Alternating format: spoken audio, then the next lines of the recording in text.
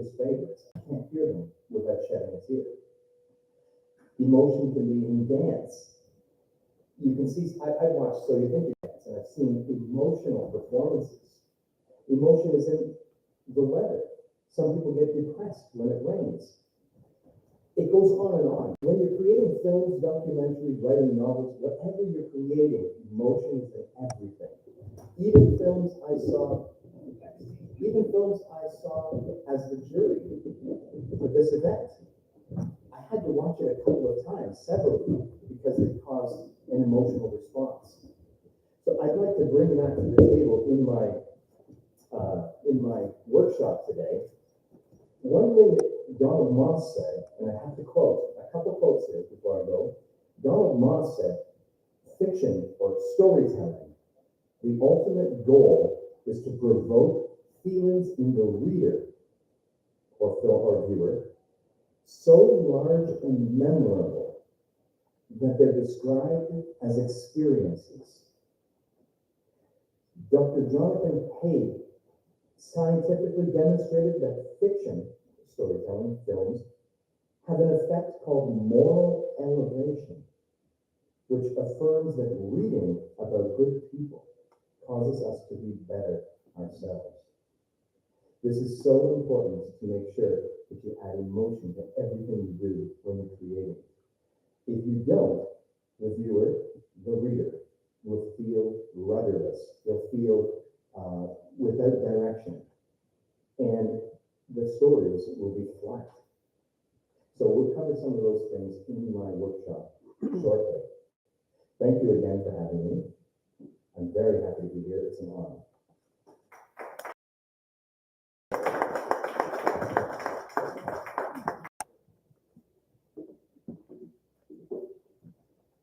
Thank you very much, Mr. Jonas. And now I would like to invite on stage Mr. Stamatis Griskos, President of Ansel Bigla Environmental Union.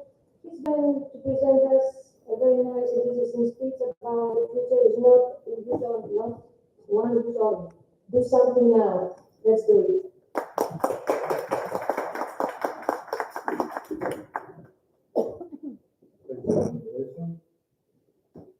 Mrs. President of Amorgos Women's Society, Mrs. President of Amorgos Film Festival, Mrs. Director of Amorgos Film Festival, Mr. Director of SIF, Mr. President of UNESCO, Mr. President of the City Council, ladies and gentlemen. Today I'll talk to you about the social products. This word may have been unknown to mankind until the invention of plastic.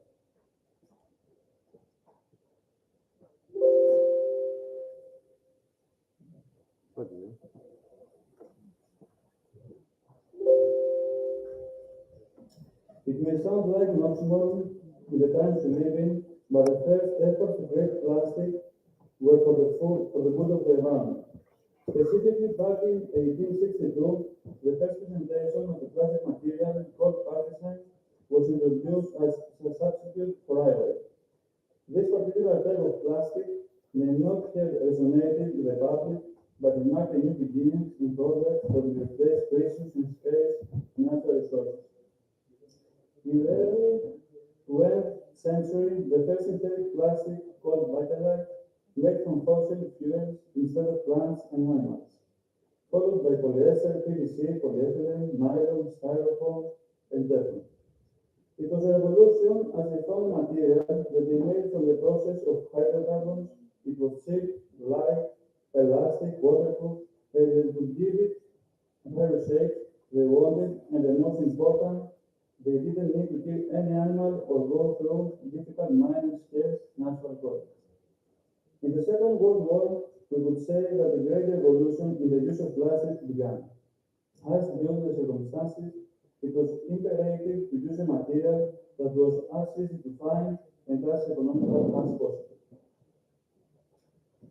But after this revolution took place for the needs of the world, plastic found more and more uses in our everyday life, and slowly replaced materials in all areas of everyday life. As Susan Frieden wrote in her book, Plastic, A Toxic Love Story, in product after product, market after market, plastics have challenged traditional materials and won't, replacing steel in cars, paper and glass in packaging, and wood in furniture. Just as plastic came into our everyday life, so slowly came those that belong to the disposable category. Disposable plastics quickly found many supporters. They are cheap, so using a straw with coffee is not of particular monetary value to the customer. They are light, they are clean, and you don't have to do anything before you use it or after because you throw them away. They are also offer the convenience of not having to carry anything with us.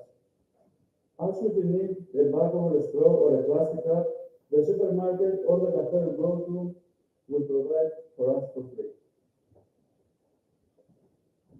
Products found in single-use plastic are bags, straws, food packaging, cups, cutlery, bottles, etc. In 1979, single-use bags made their first appearance in American supermarkets. While consumers at first preferred the paper they were used to, little by little the shop owners replaced them with plastics for reasons of cost. From 1979 onwards, the production of plastic increased exponentially as customer use increased. But is there a real problem? Let's see. In Greece, there was recently a total ban on the smallest single-use plastic that one came across, a plastic straw. I think most of you will have been in conversation where someone has said everything else has no impact on the planet. The little small plastic straw they thought was causing the problem and banned it. First of all, let's say that more and more single-use plastic will be banned in order for the consumer to get used to it and for the transition to be as smooth as possible. This must be done gradually. But let's see how innocent a plastic straw is. Let's assume that each person uses a single, medium to small size centimeter long and 6 millimeter diameter per day. I don't want to bore you with math operations. I will tell you the results of this. So if all Greeks for 60 years, from the age of 14 to 74, which is the life expectancy, use a plastic straw, in 60 years, they will have used approximately 230 billion plastic straws. The size is literally terrifying and extremely difficult to understand. Suffice it to say that by putting all the straw side by side, we will have created a sheet that will cover the area of Amorgos, Donusa, Kufonisia, Folegandros, and Iparos together. And it's only from the straws that the Greeks will consume. We could do the same calculations for the world population. In 60 years, will be consumed 175 trillion plastic straws. We could put them side by side. They would form an area that would cover Portugal, Greece, Cyprus together, just from a plastic straw every day. This number are even more gigantic if we consider another plastic that has daily use. Let's look at the same example for one plastic bag per day for every inhabitant on Earth. In 60 years, if every person on Earth used 1 million plastic bags a day, we would have enough plastic to cover 30% of the Earth's area. 30% of the Earth's area with just one plastic bag per day per inhabitant of Earth.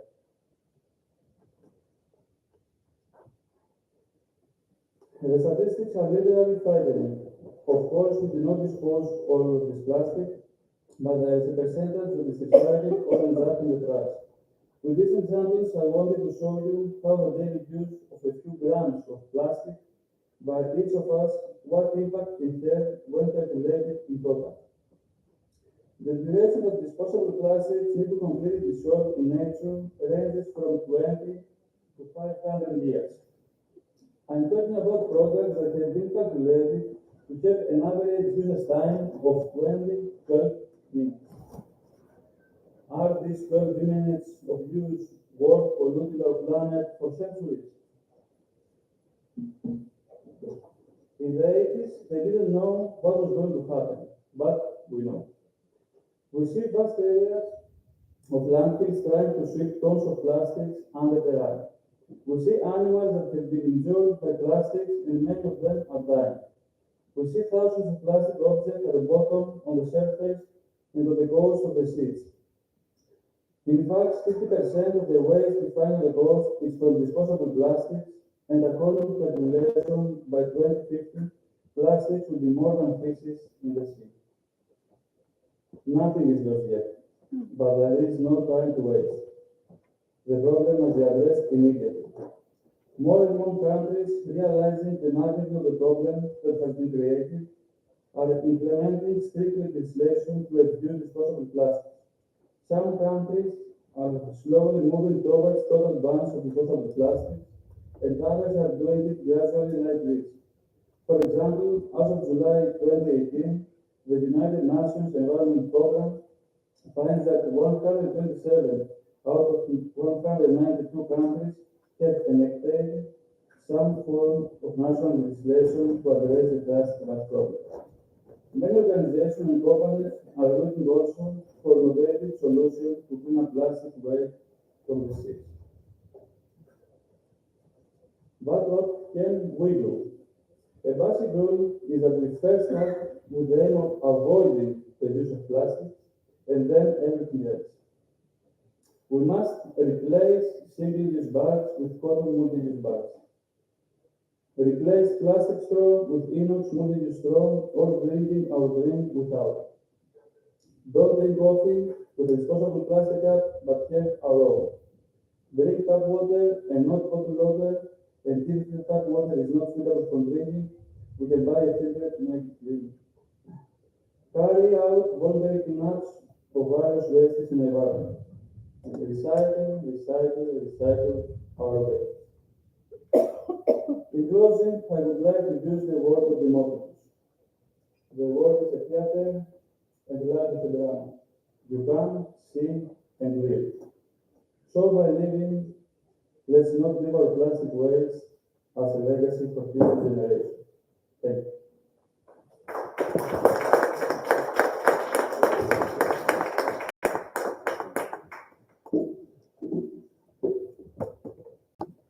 Thank you very much, Mr. Samatsiristos. Mr. Jana said before that everything is emotions. And as I was listening to your presentations, I saw that my emotions are awakened. And I would like to invite you all to think about it and how easy it is to change our habits, our daily habits, in order to save our planet. Our future, as you said, is not disposable. We haven't used it yet, but we don't have time to waste. So let's do something. Thank both of you. Thank you.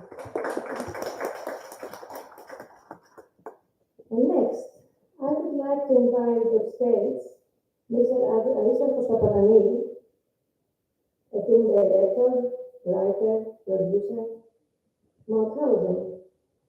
Please. Thank you for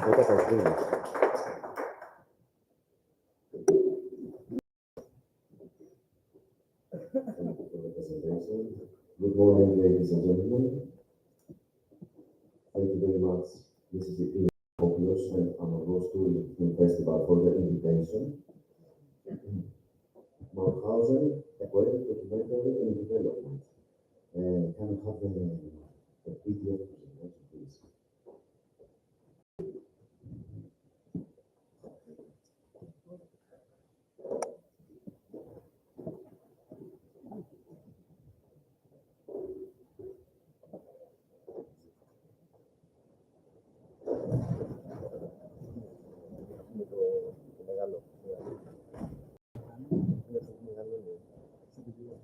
Last year, I had the honor to present you here in Amorgos Tourism Film Festival the poetic short films City Cabafe, The City, Wherever I Turn My Eyes To, and Mauthausen, When the War Is Over. produced by citizens that underline the place's importance for the storytelling. As you see, also Amorgos has a storytelling today for us. Place as a memory palace.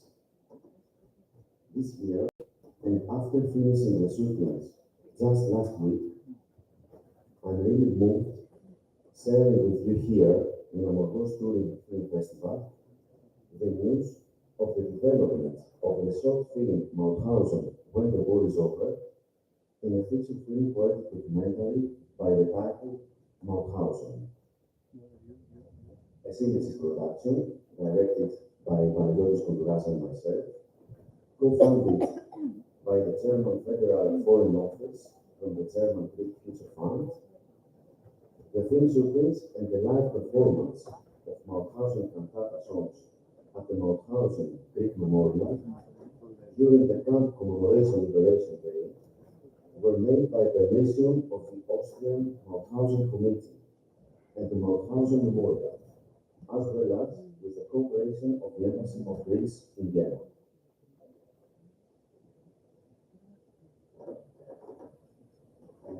Can we have the lights?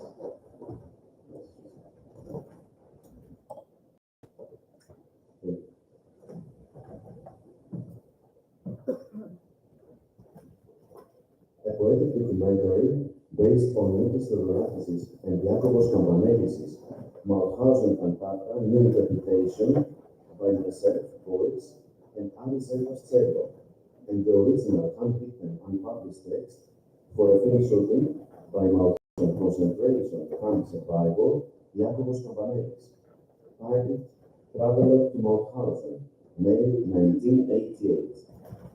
The new Mauthausen recordings were meant to be the last official releases that were published with the permission of the world-renowned Greek composer and political activist Nikis Theodorakis, known for Zorba, Zet, by Kostas Kavras, just 1 month before his passing, on September 2021.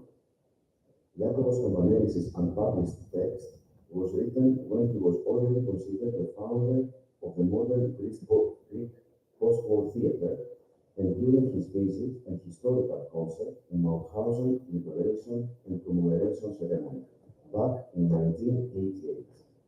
Coming now to life internationally in its natural place, Mauthausen Memorial, Austria, for the first time.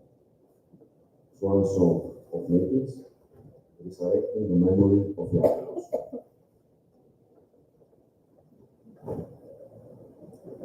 A poetic documentary that the place is the protagonist, as right now.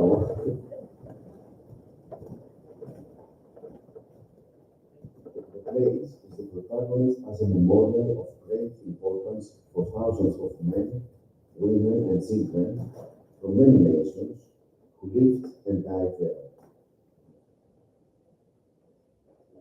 A psychological thriller and musical that is about international solidarity and relevance.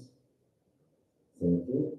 Let's watch together the first 7 minutes of this documentary for the first time.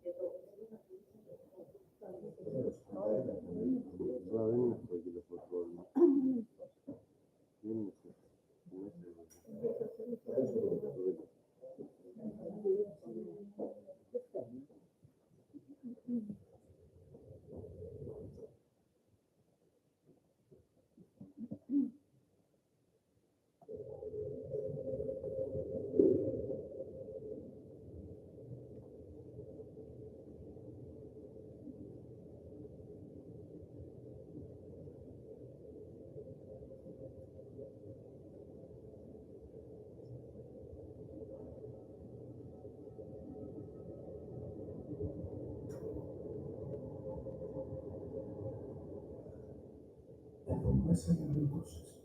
Χρειάζεται μια κρούστα πρέλας γύρω στο μυαλό. Μπορείς να το πετύχεις αυτό. Τι εννοείς? Είναι δύσκολο να σου εξηγήσω. Κοντολογείς Πρέπει να φροντίσεις να τρελαθείς λιγάκι. Μην πάθεις ότι πάθαμε εμείς από τον πρωτοείδο. Τι πάθατε? Σκεφτόμασταν συνέχεια με το γιατί. Γιατί να δουλεύουν έτσι? Γιατί να με παίρνουν έτσι? Γιατί να με ταΐζουν έτσι? Γιατί να με ορίζουν έτσι? Κατάλαβες, αν σου έχει κολλήσει αυτό το γιατί, πιάσ' το, καΐδωσέ το και ρίξ' το στο καμπινέ. Αλλιώς θα σε καηδώσει αυτό. Ξέρεις πόσους συντρόφους χάσαμε? Δεν θα γλιτώνω πολύ. Όχι ποτέ. Όμως ξέρεις πόσους έφαγε αυτό το γιατί? Το είδες, το κατάλαβες. Βρισκόμαστε στα χέρια παντοδύναμων τρελών. Οι SS όλοι, μέχρι τον τελευταίο στρατιώτη, είναι παντοδύναμοι, τρελοί και φωνιάδες.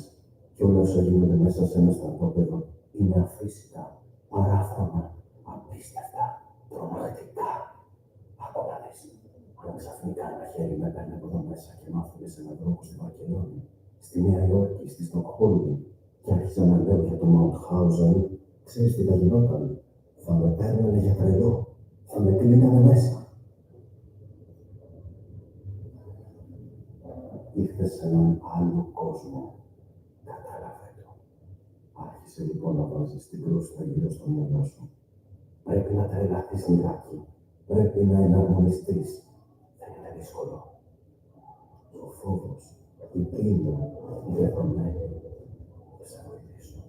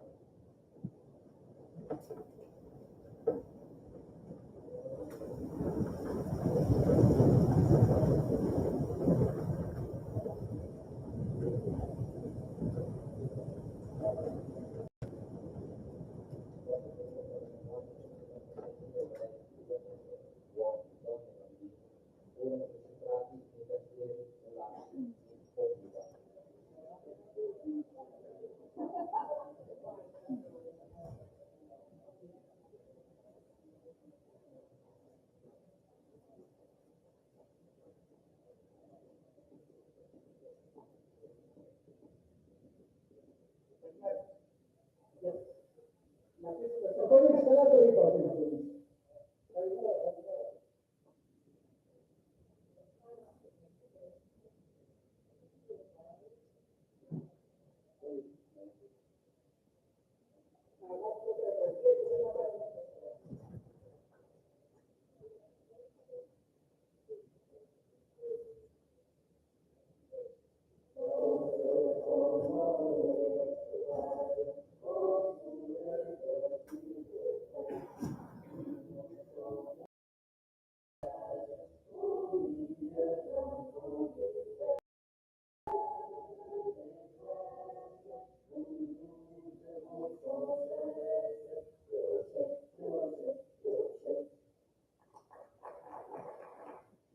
In the first 7 minutes of an 88-minute documentary.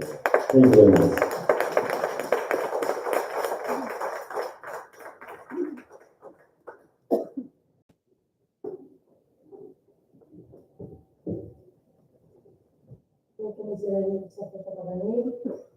Emotions. Very strong emotions. Thank you very much. Εξαιρετικό, όπως πάντα. Ευχαριστούμε πολύ.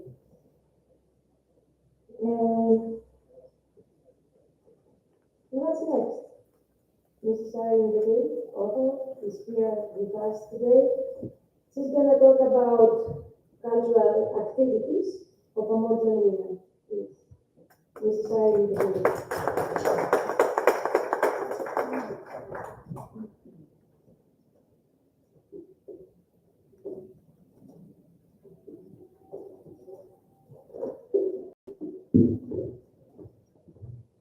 Καλημέρα.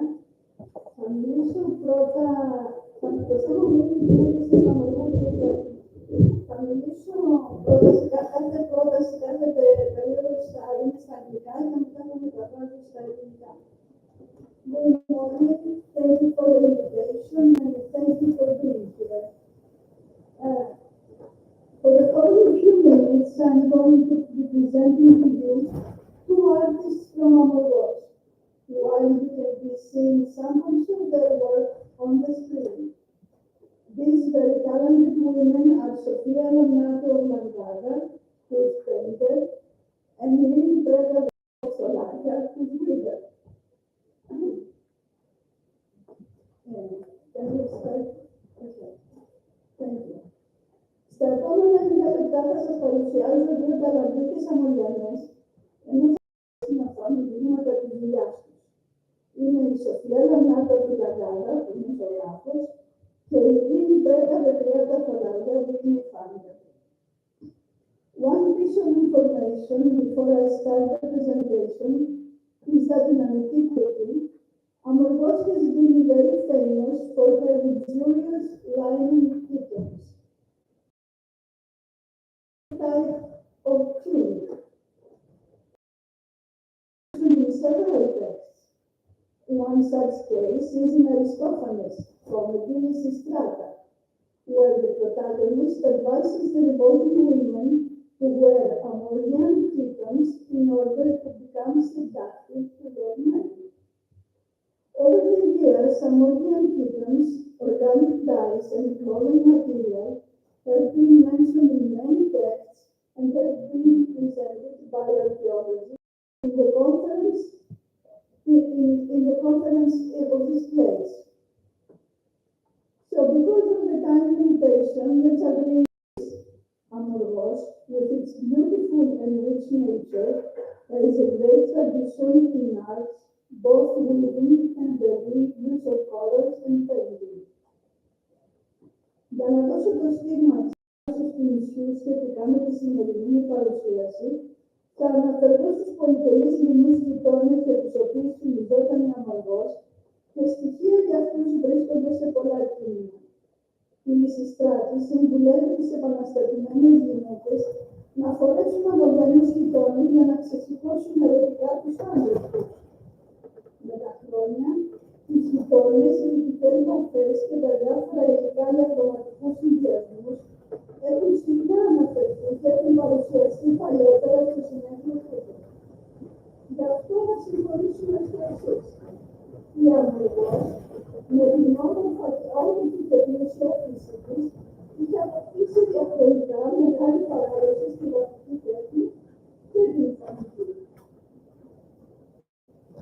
How we start now with the track our trip. The first pictures, the sounds which stimulated the researchers the art of living, happen here in Solaria, the village on top of this hill, where she was born. Her mother, a typical islander, has been taking care of the family, food and clothing, a small vegetable garden, chickens, dogs, olive picking, stone making, and in order to relax and rest of all these everyday, all-year-round activities, she used to jump into her loom and start her weaving work. So it was a weaving process and the beautiful, colorful fabrics that her mother and her aunt Mitza, her father's sister, made, what guided Lily to follow her profession. Τα πρώτα ερεθίσματα της Ειρήνης στην Ιφαντική ήταν στα Θολάρια, το χωριό στην κορυφή αυτού του λόφου που γεννήθηκε. Η μητέρα της, μια τοπική νησιώτισσα, είχε να φροντίσει την τυπική νησιώτισσα, είχε να φροντίσει την τροφή και τον εθισμό της οικογένειας, το λαχανόκηπο της κότης